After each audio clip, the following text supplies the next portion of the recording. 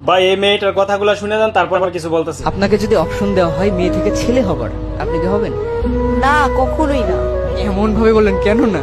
আপনি যদি আমাকে বলেন পাখি হইতে পাখি হবো, বিড়াল হইতে বলে বিড়াল হবো, কুকুর হইতে বলে কুকুর হবো, কিন্তু আমি কখনো ছেলে হব না। কারণ দেখে আসতেছি যে ছোটবেলা থেকে ছেলেরা অনেকে স্ট্রাগল করে, তাদের হচ্ছিল দায়িত্ব নিতে হয়, ফ্যামিলির দায়িত্ব নিতে হয়, তারপর আবার হচ্ছিল বিয়ের পর ওয়াইফের দায়িত্ব নিতে হয়, বাচ্চা কাচ্চার এগুলোর দায়িত্ব নিতে হয়।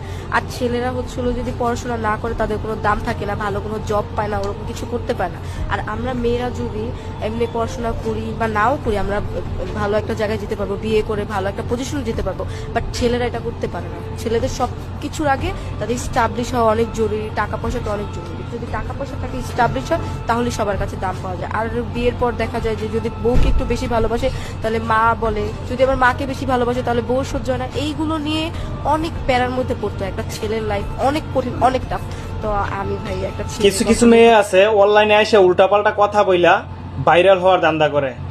এই বোনটার কাছে শিখ, সেলুট বোন আপনাকে।